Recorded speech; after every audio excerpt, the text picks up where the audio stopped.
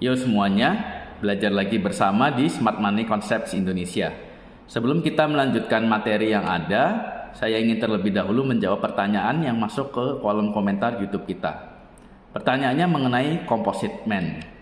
Apa sih pertimbangan composite man dalam melakukan transaksi buy atau sell yang ada?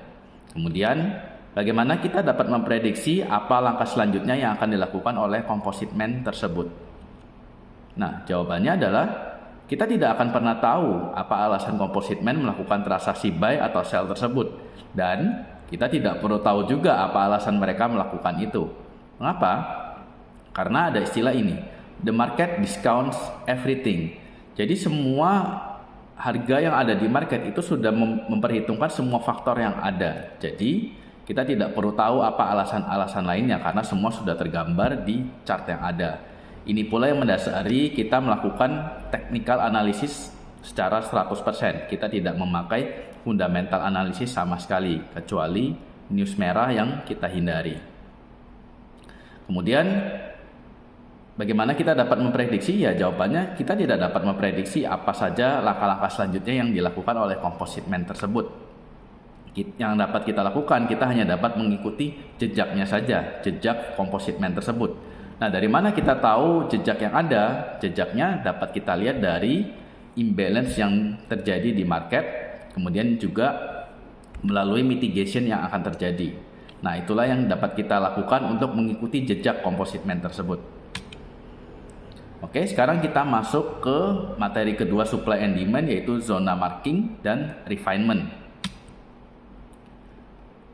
Zona supply and demand.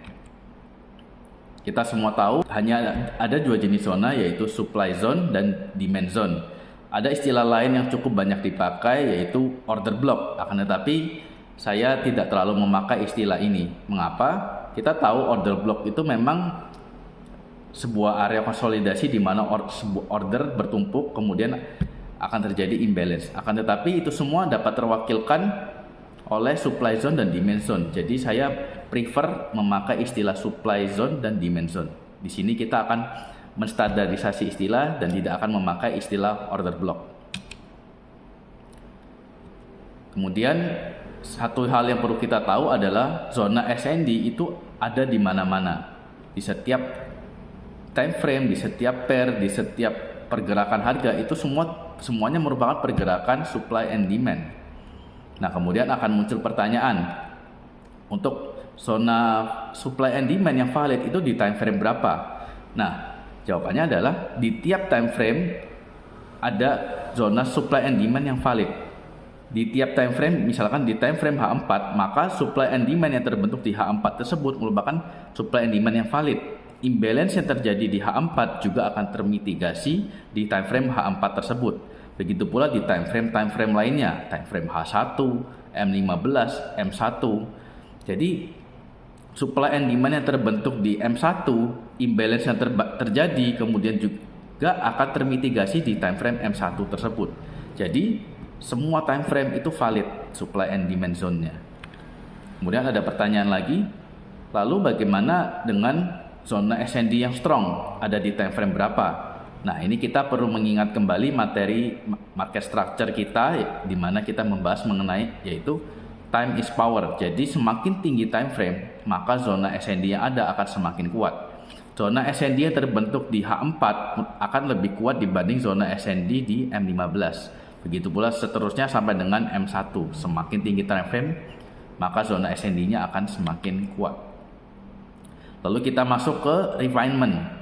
Apa sih itu refinement? Kalau kita translate, refinement itu artinya perbaikan atau penghalusan. Nah, kalau di zona SND itu artinya kita mengecilkan zona SND yang ada. Mengapa kita perlu mengecilkan zona SND yang ada? Tujuannya tak lain adalah untuk memperoleh RR, risk reward ratio yang lebih baik. Dengan kita mengecilkan area, maka risk reward kita akan menjadi lebih besar. Dan ini merupakan keunggulan pertama dari metode SMC yang pernah kita bahas di awal itu. Kemudian, kalau kita sudah melakukan refinement area, tentunya selain kita memperoleh RR yang lebih bagus, tentunya ada dampak lainnya, ada efek sampingnya. Apa saja? Ada dua, yaitu yang pertama, tentunya dari segi win rate kita akan cenderung lebih rendah win rate-nya karena area kita kecil dan itu akan sangat rawan untuk terkena SL terutama ketika market sangat volatile. Yang kedua, dengan mengecilkan area maka kita juga akan rawan untuk tertinggal setup. Harga yang ada belum sampai menyentuh area refinement kita, kemudian harga sudah lari ke atas. Nah, itu dua dampak utama yang kita alami ketika kita melakukan refinement. Kemudian pertanyaan lain, sejauh mana? Nah, ini kita perlu menentukan titik sweet spot-nya. Sejauh mana kita perlu melakukan refinement. Akan tetapi kalau saya pribadi, saya lebih suka untuk melakukan refinement sampai dengan time frame yang tersedia di trading view saya. Kalau sebelum ini saya di trading view saya yang tersedia hanyalah sampai M1. Akan tetapi akhir-akhir ini saya memiliki akses untuk sampai dengan 5 second. Jadi saya pun melakukan refine sampai dengan 5 second itu. Nah, resikonya tentu saja terkadang seringkali tidak terpanggil, seringkali banyak SL-nya, akan tetapi itu merupakan resiko atau efek samping yang sudah saya sadari dan saya terima. Kemudian jenis-jenis refinement. Ada dua jenis refinement yang akan kita lakukan. Yang pertama merupakan zona refinement. Jadi kita mengecilkan area SND yang ada, zona SND yang ada kita ambil sebagian. Itu merupakan zona refinement. Yang kedua adalah time frame refinement. Jadi kita turun time frame ke time frame yang lebih kecil untuk mengecilkan area yang ada. Nah, ini penjelasannya akan kita lakukan di chart yang ada. Jadi tidak perlu menunggu lama, kita pergi ke chart. Kita sudah di chart dan sekarang kita akan belajar mengenai marking supply and demand zone yang ada. Kita berangkat dari supply terlebih dahulu. Jenis pertama adalah range supply. Jadi harga membentuk ranging ataupun konsolidasi terlebih dahulu, kemudian harga melakukan break ke bawah. Nah, ini merupakan, kalau dia break ke bawah berarti zona ini, range ini merupakan area supply. Ketika imbalance terjadi ke bawah, maka ini merupakan area supply dan kita berharap ada mitigation, kemudian sampai ke area supply yang strong, dia akan turun ke bawah.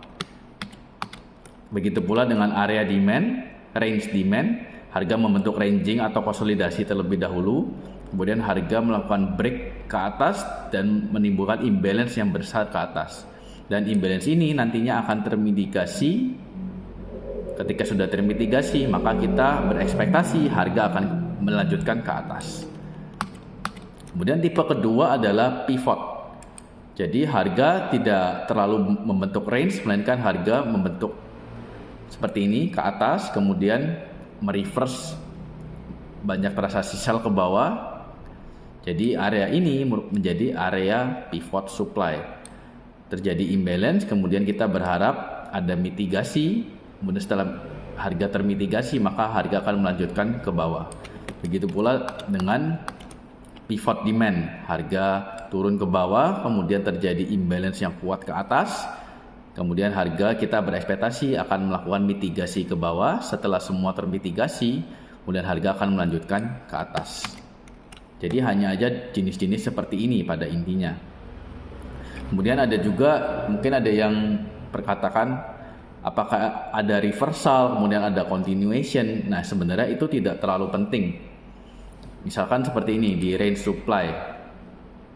Kalau kita berharap continuation berarti harga berangkat dari atas ini, kemudian harga melakukan ranging, kemudian harga turun ke bawah. Ini kalau continuation. Kalau reversal ya seperti ini, harga dari bawah ranging, kemudian turun ke bawah, ini reversal. Sama juga dengan pivot, ini continuation, ini reversal. Range demand juga begitu. Kalau ini merupakan reversal, kalau yang seperti ini berarti continuation. Reversal, continuation. Jadi sebenarnya reversal ataupun continuation itu tidak terlalu penting. Yang terpenting adalah kita tahu kalau harga dari ranging ataupun pivot break ke bawah berarti area di atas yang merupakan area supply. Dan begitu pula sebaliknya, kalau ranging kemudian break ke atas berarti ini adalah area demand. Ini juga adalah pivot. Intinya seperti itu. Kemudian jadi cara marking itu simple, hanya seperti ini. Kemudian kita lanjut ke refinement. Ada 4 jenis refinement yang ada. Zone refinement ya, kita belum membahas mengenai time frame refinement. Yang pertama, yang paling dasar, yang paling default yaitu range refinement. Ini belum di refine apa-apa, jadi kita marking range yang ada. Kita marking dari batas atas, kemudian sampai batas bawah. Kita marking semuanya. Kita marking range sebelum terjadinya break ke bawah ini.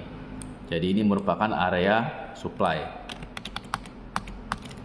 Kemudian karena area ini terlalu besar, kita bisa melakukan refinement. Kita kecilkan area menjadi pivot refinement. Apa itu pivot refinement? Pivot refinement itu seri candle sampai dia terbentuk kurang lebih seperti swing ataupun internal structure yang pernah kita bahas di market structure. Ini kalau kita lihat kan pergerakannya ke atas, kemudian ke bawah, kemudian ke atas, baru dia break secara kuat ke bawah. Jadi kita bisa mengambil swing point di sini, swing ataupun internal structure, apapun istilahnya. Nah itu pivot refinement. Kita bisa merefine lebih jauh lagi menjadi candle terakhir. Jadi bisa seperti ini, candle terakhir ini di-refine ke satu candle terakhir ini sebelum strong break ke bawah. Kemudian refinement yang terakhir merupakan fractal refinement. Jadi kita hanya melihat area demand kuat terakhirnya, yaitu kita bisa melihat di area wick ini. Jadi itu 4 jenis refinement yang ada, tentunya dengan kelebihan dan kekurangannya masing-masing. Makin ke kanan refinement, makin kita merefine lebih jauh, maka risk reward ratio yang ada tentunya akan lebih besar. Kita bisa melihat di contoh ini saja, di ilustrasi ini, dengan area sekecil ini, maka untuk sampai ke sini, sampai ke area imbalance ini saja, ini kurang lebih sudah setidaknya TP5 atau bahkan bisa sampai TP10.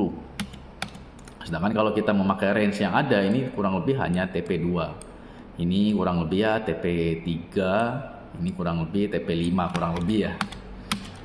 Ilustrasi kasar. Nah itu keunggulan pertama ketika kita melakukan refinement sampai yang paling ekstrim, yaitu fractal refinement. Kemudian tentunya kita sudah bahas tadi resikonya apa. Yang pertama tentunya resiko utama adalah kalau kita melakukan fractal refinement, resikonya tidak terpanggil. Contoh sederhana seperti ini. Kalau di range kemungkinan besar terpanggil, tapi RR-nya jadi kurang baik. Kemudian kalau di fractal sangat mungkin kita tertinggal harga tidak sampai ke area kita, kemudian harga pergi jauh meninggalkan. Jadi itu jenis-jenis zone refinement. Untuk time frame refinement dan contohnya kita akan bahas di real chart.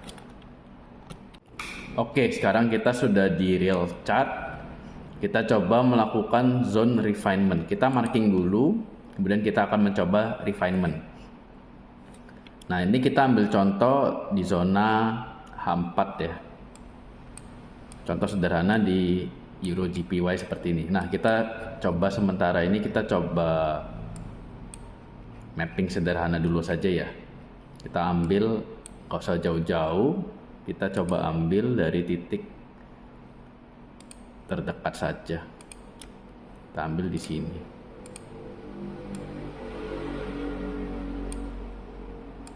Kita ambil di sini, kemudian harga ke bawah,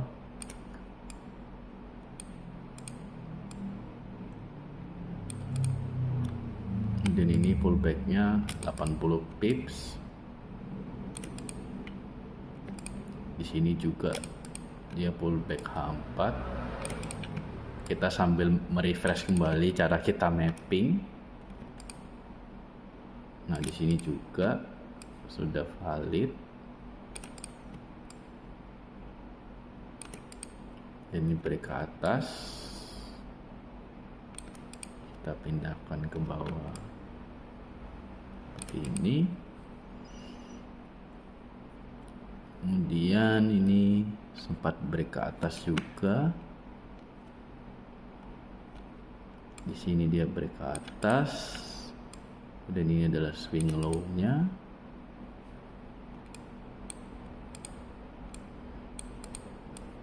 Kemudian dia break kencang ke bawah. Jadi ini adalah range H4 kita. Oke. Kemudian kita mau marking area supply and demand-nya. Oke, kita tidak usah terlalu melihat dulu mappingnya ya. Kita sudah mapping tapi kita agak cuekkan dulu. Nah, kita bisa lihat kalau kita memakai marking area, marking yang paling dasar ini, kalau kita bisa melihat ini areanya dari sini, dari bahkan kita ambil sampai week ya. Dari sini sampai sini ini area supply-nya. Kemudian di sini juga kalau kita marking maka areanya cukup besar range. Ini mungkin bisa kita lihat sebagai pivot. Tapi ini kita coba marking semuanya. Ini area supply-nya. Ini area supply. Ini kalau kita tidak merefine apa-apa ya. Kemudian kita bisa melihat kalau ini di sini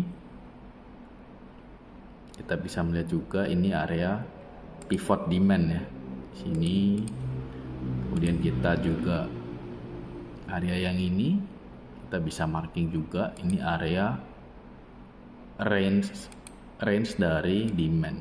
Nah, kalau bisa kita lihat ini areanya besar sekali, jadi kita tidak bisa pakai. Itu kita coba hapus. Nah, itu marking sederhana untuk range ya. Kemudian kita coba marking untuk langsung saja kita coba pakai candle ya. Contoh paling sederhana yang paling terlihat adalah di sini kita bisa marking ini. Kita pakai candle refinement. Jadi untuk H4 area supply ini bagus. Jadi kita bisa lihat dia sebelum turun ke bawah. Nah, ada satu candle, kita marking satu candle. Nah, ini juga salah satu area supply juga di sini. Kita bisa mengambil dari week-nya sampai dengan ke sini. Ini kita baru marking ya, kita belum melihat fresh atau tidaknya area yang bagus seperti apa. Kalau yang ini dia sudah termitigasi, jadi kurang baik aslinya. Mungkin ini kita perlu refine di sini juga bagus. Tapi ini sudah masuk ke fractal refinement. Kita mencoba untuk melakukan refinement candle dulu saja ya. Dan ini contoh sederhana kita besarkan. Kalau memakai candle refinement, contoh sederhana kita lihat. Paling sederhana kita melihat itu dari area imbalance. Nah, ini contoh sederhana, ini bagus. Ini saya ubah aja, nggak usah extend dulu. Nah, ini bagus. Kemudian kita tarik mundur, kita lihat lagi. Mana ya? Nah, ini area pivot supply. Nah, bagus juga. Nah, di sini kalau kita bisa lihat ini tersentuh dan memantul sedikit. Kemudian kita bisa melihat seperti ini. Ini candle refinement untuk demand. Nah, jadi marking area seperti itu. Nah, ini seperti ini juga bisa kita lihat candle refinement untuk demand. Kita bisa kecilkan juga seperti ini kalau mau. Tapi untuk sementara kita coba ambil satu candle penuh. Jadi tidak harus, kalau ajaran umum yang kita pelajari sebelumnya mungkin harus satu candle terakhir sebelum, misalkan seperti ini ya. Untuk area supply harus satu candlenya harus candle bullish sebelum candle bearish ke bawah. Tapi tidak harus seperti itu. Nah, kalau contoh ini ya benar. Satu candle terakhir dia candle bullish sebelum dia imbalance yang kuat ke bawah. Akan tetapi tidak harus seperti itu. Contoh sederhana seperti ini. Candle terakhir sebelum melakukan imbalance yang kuat ke atas. Nah, ini area demand-nya. Nah, ini nice banget, bekerja banget. Jadi tidak harus untuk area demand, tidak harus ada candle bearish terlebih dahulu sebelum bullish yang kuat ke atas. Tidak harus. Warna candle itu tidak terlalu berpengaruh. Lebih mudah melihatnya iya, tapi tidak terlalu berpengaruh. Nah, ini kita bisa lihat terus. Nah, ini bisa kita lihat. Nah, ini cukup. Kalau yang ini kita bisa marking cukup besar yang ini. Nah, Kalau areanya besar gini kita perlu mengecilkan. Terlebih ini kita masih di time frame besar ya, di H4. Ya walaupun di semua time frame sama. Nah contoh ini ada gap. Gap ini seharusnya bagus. Nah di contoh ini juga bisa jadi area satu candle terakhir, area demand dengan candle refinement. Tapi di sini ditembus begitu saja. Nah ini contoh bagus juga, contoh terakhir supply. Satu candle terakhir kita bisa melihat ini merupakan continuation supply dengan refinement memakai candle gitu. Nah jadi kurang lebih seperti itu, cukup sederhana kan. Jadi kita kuncinya sederhana, kita hanya perlu melihat satu candle imbalance yang besar, kemudian kita marking satu candle terakhir sebelum terjadi imbalance itu. Itu salah satu refinement yang paling saya suka. Jadi saya hampir tidak pernah memakai range sebesar ini, saya tidak pernah memakai. Kemudian pivot itu juga untuk high time frame seperti ini itu saya tidak pakai juga. Pivot itu hanya saya pakai ketika di time frame paling rendah. Entah itu M1 ataupun kalau sekarang ini saya memakai di second 5. Oke, ini kita coba hapus-hapusin dulu, kita bersihkan. Nah, jadi itu contoh sederhana. Kemudian kita coba untuk melakukan time frame refinement ya. Contoh sederhana di sini saja, ini bagus.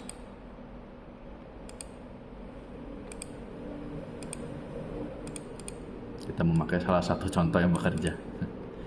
Nah, dari H4 kita sebenarnya tidak ada patokan pasti. Kita merefine itu tahapannya sebagaimana, itu tidak ada patokan pasti. Tapi kalau saya prefer untuk bertahap. Contoh ini dari H4. Saya biasanya dari H4 setelah saya marking seperti ini, saya turun satu time frame ke time frame H1 ke 60. Nah, dari 60 saya melakukan refinement lagi.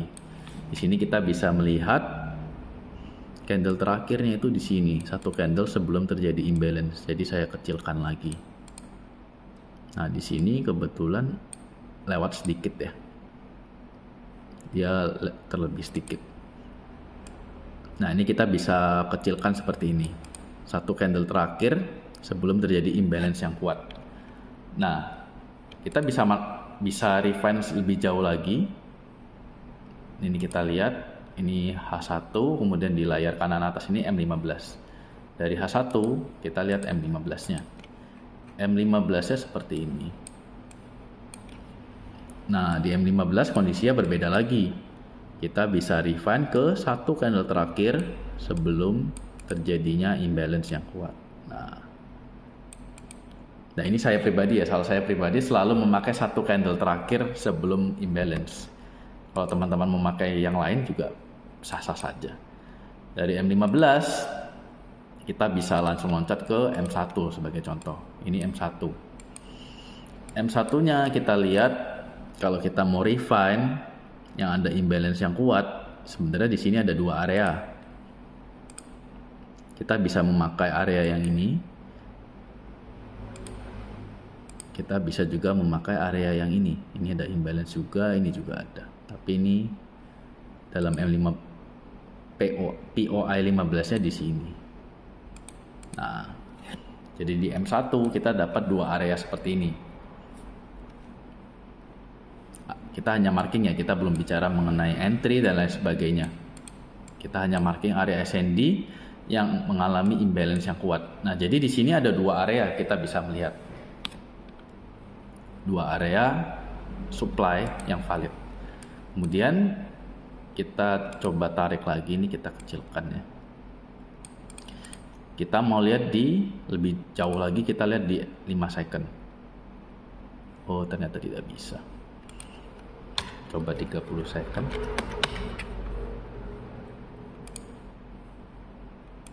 Apakah bisa? Iya bisa. 30 second bisa. Di 30 detik kita bisa melihat lagi areanya seperti ini. Kalau ini saya biasanya mengecilkan ke area sini. Area yang saya suka seperti ini. Nah, ini bisa kita lihat, ini areanya pivot refinement. Jadi kalau di area udah second, detik-detikan, saya biasanya memakai pivot refinement. Ini pivot ke atas, kemudian dia turun ke bawah. Dan untuk yang ini sama, kita kecilkan gini, maka refinementnya di sini juga. Jadi kita punya dua area ya yang valid. Jadi ini ada di area M15, kita refine ke M1, kita refine ke 30 second. Idealnya saya akan refine ke 5 second, tapi ini sudah terlalu lama. Jadi datanya tidak bisa menarik sedemikian jauh. 5 second ini terbatas. Kita coba di yang terbaru ya. Kita coba di M5. Kita coba high time frame-nya kita memakai M15 saja coba. Kita lihat apakah ada area yang menarik.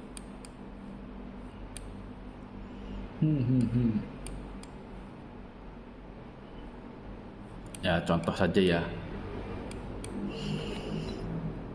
Ini kita hanya marking area SND aja ya, kita pelajari ya.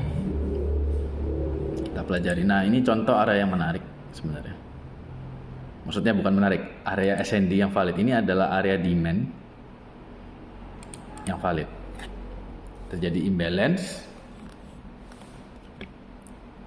imbalance dan ya ini kita ambil satu candle, kita pakai candle refinement. Di M15 seperti itu, kemudian kita lihat di M1. M1 kita bisa lihat bahwa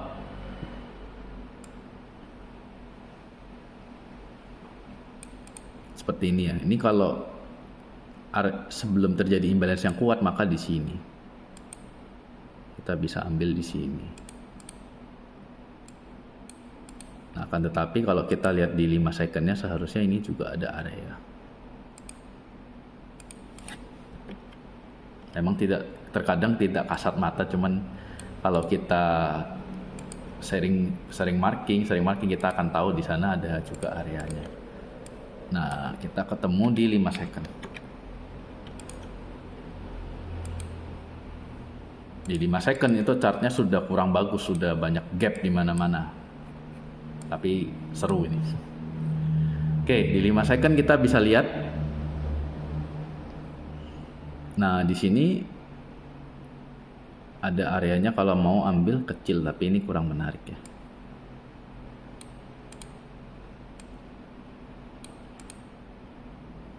Ini imbalance-nya kurang kuat, jadi ini kurang menarik. Ini bagus karena ada gap dan dia udah terfill di sini. Ini kita hapus saja, kurang menarik.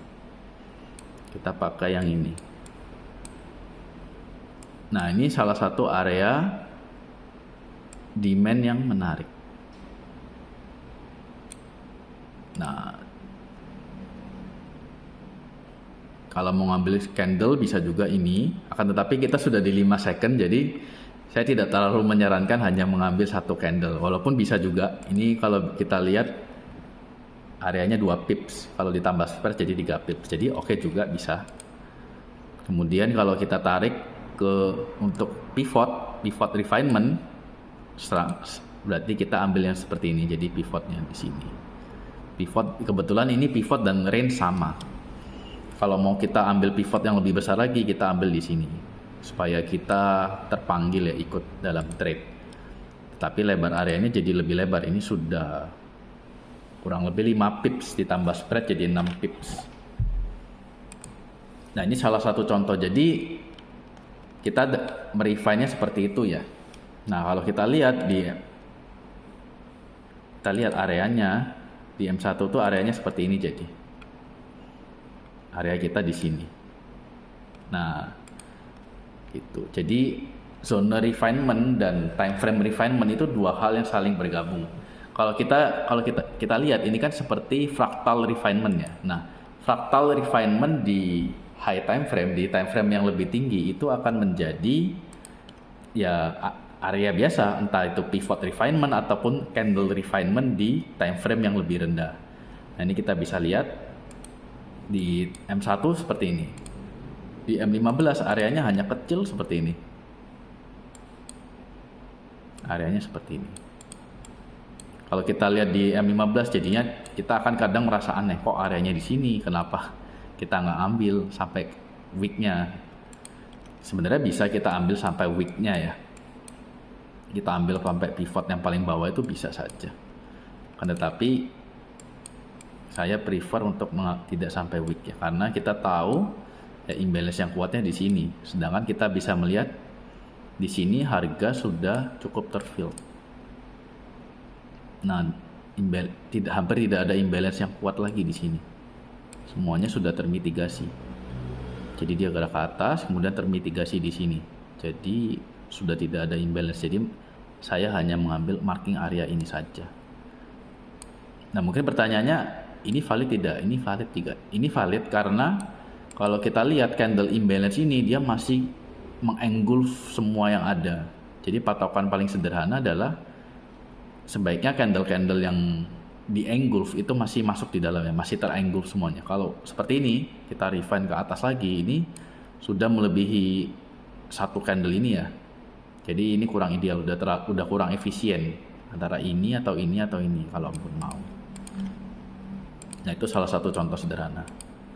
Kita ambil satu contoh lagi ya, contohnya yang lebih atasnya, yang lebih sederhana. Ini continuation demand. Kalau kita ambil range segini, kalau kita ambil candle, kita kecilkan seperti ini. Kita lihat di M1-nya seperti apa. Ini atasnya. Ya, yang ini. Nah, di M1-nya candle yang ini. Kita bisa lihat di M1 kita bisa melihat seperti ini. Nah, dari sini kita bisa melihat ada dua zona lagi, bahkan ada lebih dari satu ya. Kita bisa melihat ini ada beberapa zona, bahkan ini demand candle refinement ya. Kita bisa melihat ke atas dan baru terjadi imbalance dan baru termitigasi sampai sini. Jadi masih ada sedikit imbalance di sini. Kemudian kita juga bisa memakai ini candle ataupun range juga boleh. Kita pakai candle saja lah. Kita biasakan style saya hanya pakai candle. Kalau teman-teman mau memakai pivot silahkan ya, memakai beberapa cara itu valid semua. Nah, di sini kita bisa melihat ada 3 titik bahkan. Kita lihat di second 5-nya. Nah, kita lihat di 5 second seperti ini. Ada banyak area. Nah, kita bisa lihat, kita telusuri. Di 5 second kita bisa ketemu ini ada imbalance tapi dia udah termitigasi, ini tidak valid. Kemudian ini ada bagus juga gap ke atas, termitigasi di sini, jadi masih ada sedikit imbalance. Nah, kurang lebih di sini oke. Ataupun sebelum gap juga bisa, tapi lebih baik di sini saja. Di sini oke. Kemudian kita lihat area kedua. Area kedua nampaknya nggak menarik ya. Kita bisa melihat di sini imbalance termitigasi, kurang menarik. Ini kita hapus saja. Area terakhir kita bisa melihat ini udah termitigasi semua. Bahkan area menarik justru harus kita ke atasin seperti ini. Sebenarnya kalau mau agresif sekali di sini ya, cuman tidak menyarankan, kurang baik. Lebih baik ambil sampai bawahnya saja, lebih aman. Bisa ambil sampai sini, bisa ambil sampai sini. Gitu. Nah, ini semua bagaimana marking seperti ini perlu banyak pengalaman, perlu banyak tes ya. Saya sendiri juga sambil jalan seperti ini, sambil mengetes juga mana yang working, mana yang enggak. Jadi ini saya hanya share pengalaman saya. Di sini kita posisinya belajar bersama. Saya bukan yang paling ahli, tapi inilah cara yang saya terapkan. Gitu. Jadi kalau kita ulangi langkahnya dari awal, kita berangkat dari H4, kita mapping seperti ini, kita mapping, dan kita cari areanya. Biasanya di H4 karena terlalu besar, saya langsung terjun, saya langsung turun ke H1. Di H1 kita cari area. yang seperti ini misalkan, atau ini area seperti ini. Setelah ketemu di H1, misalkan ini area ketemu H1 di sini, kita bisa turun langsung ke M15. Walaupun terkadang kalau saya memakai trading di intraday, saya langsung terjun di M15. High time frame saya memakai M15. Gitu. Contohnya seperti ini. Oke, jadi itu kita tidak terlalu banyak membahas tentang market structure-nya. Di sini kita lebih banyak membahas, fokusnya adalah di marking supply and demand zone-nya, kemudian zone refinement-nya, dan time frame refinement-nya. Nah, ini adalah prinsip-prinsip yang ya cukup penting, dan hasilnya adalah fleksibel untuk tiap orang. Kita bisa melihat banyak sekali kemungkinan yang bisa terjadi. Bagaimana zona, apa saja zona ini, dari time frame berapa yang diambil, kemudian bagaimana cara dia mengambil zone-nya, apakah range refinement ataupun pivot ataupun candle ataupun fractal refinement, itu berpengaruh. Jadi dari time frame-nya, kemudian cara dia refine zone-nya, itu semua akan terjadi banyak sekali kemungkinan. Jadi dari sini kita sudah tidak ada sesuatu yang paten ya. Maksudnya kalau di market structure mapping kemarin itu ada hasil evaluasinya akan sama. Oh, mapping H4 mulai dari time frame segini sampai dengan time frame segini, itu hasilnya akan sama. Nah, kita sudah masuk di area supply and demand ini, akan ada terjadi banyak probabilitas, banyak kemungkinan yang berbeda, dan itu semua walaupun berbeda, tapi kalau secara rules sudah valid, ya itu berarti valid. Gitu. Oke, itu saja teman-teman untuk video kali ini mengenai marking zone dan refinement. Kita ketemu lagi di materi berikutnya. See you on next video.